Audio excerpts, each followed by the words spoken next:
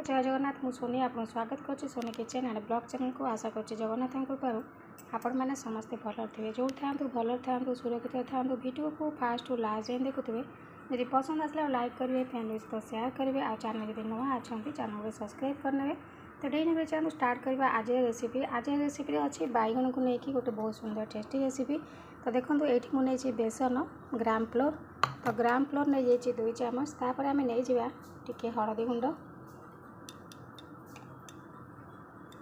तापर नहीं जावा ये चाउल चूना तो 4 चामच नहीं मुझे बेसन 2 चामच नहीं जावा चाउल चूना राइस फ्लोर पाउडर ये आम लंका गुंड आपड़ जी राग खाइबे से अनुसार देखिकी लंका गुंड पकई ने तापर आम पकई नवा ये स्वाद अनुसार लुण आपड़ जी बेसन आ चाउल चूना नहीं ताकू देखिकी नहीं जाए लुण तापर देखो ये आम देदेवा टिके पानी पानी आप देखिए देवे माने बेसी पतला करेंगे कि बैटरटी बेसी मोटा करेंगे तो बेसी पतला कले आप लगे बेसी मोटा कले भी हेनी तो माने मीडियम करवा। तो देखो ये मुझे गोले आपको देखा ये मुझे गोले ने देखो बहुत मोटा है आमको टिके पानी देवाक पड़ो कहना एत मोटार भल लगे तो आउ टिके पानी देवे पूरा पानी करेंगे कि पूरा मोटा करेंगे एत पानी लगुच ठीक हो देखो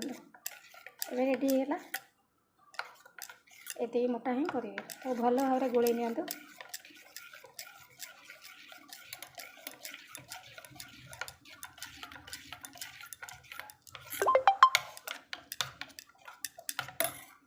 देखो तो बैगन को चेकी चेक कर काटी नहीं भल भाव में धोई ने धोई सारा पानी लेके ने टे लुण गोले टे समय रखीदे।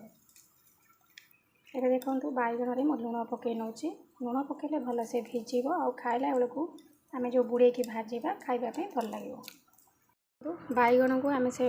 पिठू सहित गोले नवा जो बेसन चाउल चूना सब गोले से आम बैगन को गोले नवा किसी समय लुण पकई रखी नवा। तो गैस लगे कि पैन बसई देती ताती गला तेल पकई नवा तेल पकई सारा पर आपको बुड़े बुड़े भाजी नवा।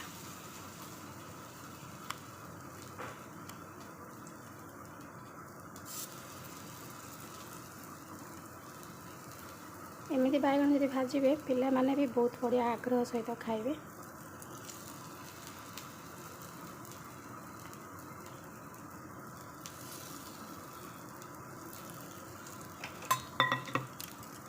एबे देखो गोटे साइड हो गला तो ये ताकू लेउटे नवा तो यही भाव में आपन ताकू 2 पट करनी तो रेडी होगा आपणकर बैगन भजा। तो निश्चित भाव में थे बनई देखो केमती टेस्ट लगुच कमेंट में जनइबे। तो आज विदाय नौ पुणी देखा आपन सहित नेक्स्ट वीडियो से पर्यंत रोचे नमस्कार जय जगन्नाथ।